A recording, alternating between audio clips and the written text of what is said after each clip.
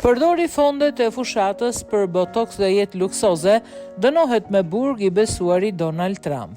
Ish kongresmeni republikan George Santos është dënuar me më shumë se 7 vjet burg. 36 vjeçari u deklarua fajtor për akuzat federale në gjykatën e New Yorkut gushtin e kaluar. Prokurorët kishin kërkuar 87 muaj mbi 7 vjet burg, ndërsa avokatët e Santos kishin kërkuar që ai të vuante 2 vjet dënim minimal për vjedhje të rënd identiteti.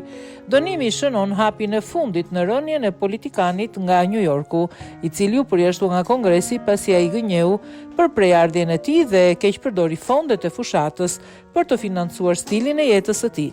Qeveria federale pretendoi se Santos ka përdorur fondet e fushatës për të paguar shpenzimet e tij personale, ka kërkuar në mënyrë të paligjshme përfitime papunësie ndërsa ishte i punësuar dhe ka gënjur Komisionin Federal të Zgjedhjeve FEC, sipas BBC-s. Prokurorët thanë se ai ngarkoi më shumë se $44,000 apo 32,000 pound për fushatën e tij gjatë një periudhe disa mujore, duke përdorur karta krediti që u përkisnin kontribuesve të cilët nuk ishin në dieni se po mashtroheshin. Në gjykatë vitin e kaluar Santos pranoi vjedhjen dhe aplikimin për përfitimet e papunësisë që nuk kishte të drejtë të merrte. Ai gjithashtu ka pranuar se ka bërë deklaratëreme dhe lëshime në pasqyrat financiare të dorëzuara në Komisionin e Etikës në dhomën e përfaqësuesve dhe FEC. Ish ligjvënësi është urdhëruar të paguajë të paktën $374,000 apo 280,000 pound si kompensim. Ai është përpjekur të mbledh para në Cameo, një platformë ku njerëzit mund të blejnë video të personalizuara nga të famshëm. Rënia e Santos filloi në vitin 2022, publikoi një hetim që zbuloi se kongresmeni kishte gënjur për CV-n e tij duke përfshirë të paturit e një diplome universitare dhe duke punuar për Citigroup dhe Goldman Sachs.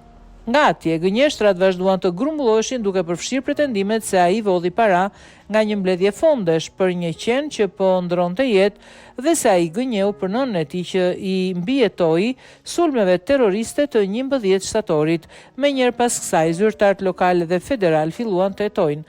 Ai u akuzua përfundimisht për 23 krime federale dhe në vitin 2023 ai u bë antar i parë i Kongresit dhe u përjashtua në më shumë se 20 vjet. Një raport nga paneli etikës në Shtëpinë e Bardhë akuzoi atë për keq trajtim të fondeve të fushatës për përfitime personale, duke përfshirë botoksin dhe abonimet në faqet e internetit OnlyFans.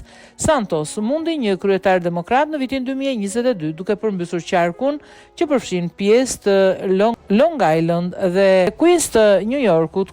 Santos, një mbështetës i flakt i presidentit Donald Trump, ka thënë se ai nuk do t'i kërkonte presidentit falje nëse presidenti mendon se unë jam i denj.